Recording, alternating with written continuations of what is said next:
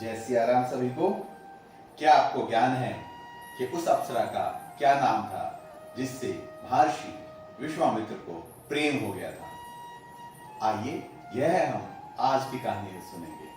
आज हम आपको वाल्मीकि रामायण के बाल कांड के अध्याय 63 की कहानी सुनाएंगे। तो जब महर्षि विश्वामित्र ने हजारों वर्षों तक तपस्या की तो उसके बाद ब्रह्मा जी उनसे खुश होकर उनके सामने आए और उनसे कहा कि मैं तुम्हारी तपस्या से बहुत खुश हूं और इसलिए मैं तुम्हें महर्षि की उपाधि से सम्मानित करता हूं। और यह कहकर ब्रह्मा जी फिर से स्वर्गलोक चले गए। परंतु विश्वामित्र जी को तो ब्रह्म ऋषि बनना था, तो वो फिर से तपस्या करने लगे। जब एक दिन वो तपस्या कर रहे थे तो उन्होंने देखा कि मेनका नामक अप्सरा पुष्कर झील में स्नान करने के लिए आई है। मेनका पुष्कर झील में स्नान करती हुई बिल्कुल वैसे ही लग रही थी जैसे कि बादलों के बीच में बिजली कड़क रही है। उसे देखकर महर्षि विश्वामित्र को मेनका से प्रेम हो गया और वो मेनका के पास जाकर कहते हैं कि हे मेनका, तुम्हारी सुंदरता को देखकर मुझे तुमसे प्रेम हो गया है, इसलिए कृपया करके तुम मेरे साथ मेरे आश्रम चलो। और अप्सरा मेनका उनकी ये बात मान जाती है और उनके साथ उनके आश्रम चली जाती है। वे दोनों एक दूसरे के साथ 10 साल व्यतीत करते हैं, परंतु उन दोनों को ऐसा लगता है जैसे कि केवल एक ही दिन बीता। परंतु ऐसा करने से विश्वामित्र जी की तपस्या में विघ्न पड़ जाता है और एक दिन वो इस चिंता में डूब जाते हैं कि ये मैंने क्या किया।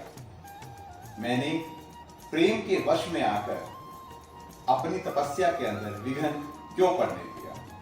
ये निश्चय ही देवताओं ने किया है जिससे कि मेरी तपस्या पूरी ना हो सके। जब अप्सरा मेनका ने उन्हें दुखी देखा तो वो घबरा गई कि कहीं विश्वामित्र जी मुझे कोई श्राप ना दे दें। परंतु विश्वामित्र जी ने उन्हें प्रेम पूर्वक अपने आश्रम से विदा किया और उसके बाद विश्वामित्र जी हिमालय की ओर चले गए अपनी आगे की तपस्या पूरी करने के लिए।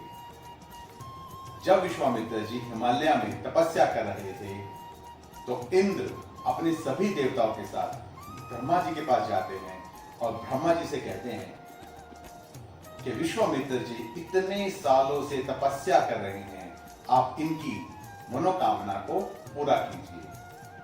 सभी देवता की बात सुनने के बाद ब्रह्मा जी विश्वामित्र जी के पास गए और उनसे कहते हैं कि मैं तुम्हारी तपस्या से बहुत खुश हूं और इसलिए तुम्हें सभी ऋषियों में श्रेष्ठ मानता हूं। विश्वामित्र जी ब्रह्मा जी से कहते हैं कि अगर आप मुझे सभी ऋषियों में श्रेष्ठ मानते हैं तो क्या आप मुझे ब्रह्म ऋषि की उपाधि से सम्मानित करेंगे। यह सुनने पर ब्रह्मा जी विश्वामित्र जी से कहते हैं कि ब्रह्म ऋषि बनने के लिए तो तुम्हारी सभी इंद्रियों पर अपना वश होना चाहिए। क्या तुम्हारी सभी इंद्रियों पर अभी तुम्हारा वश है?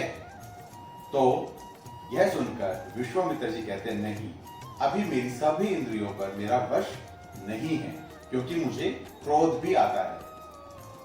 तो यह सुनकर ब्रह्मा जी वहां से चले जाते हैं और उसके बाद अपनी सभी इंद्रियों पर काबू करने के लिए विश्वामित्र जी ने 10,000 साल तक कठोर तपस्या की। वो हवा में रहकर तपस्या करते, उनके पांव जमीन से ऊपर होते, वो गर्मी में अग्नि के समान तपते हुए तपस्या करते, बरसात में खुले आसमान में बारिश के नीचे वो तपस्या करते, ठंड में वो पानी में खड़े होकर तपस्या करते और इस प्रकार से तपस्या करते हुए उन्हें हजारों वर्ष बीत गए। उनकी इस कठोर तपस्या से इंद्र को भी डर लगने लगा, तो वो अभी अपने सभी देवताओं के साथ मिलकर रंभा नामक अप्सरा के पास गए और उससे एक ऐसी बात कही जिससे इंद्र का तो हित होता है, परंतु विश्वामित्र जी का हित नहीं होता है। और इस प्रकार से आज का अध्याय संपन्न होता है। भगवान इंद्र ने अप्सरा रंभा से क्या कहा, यह जानने के लिए सुनिए हमारी कल की कहानी। बहुत ही अद्भुत मनोरंजन पूर्वक कहानियां हैं वाल्मीकि रामायण में, और हमारा ये इच्छा है कि ये कहानियां सभी लोगों तक पहुंचे।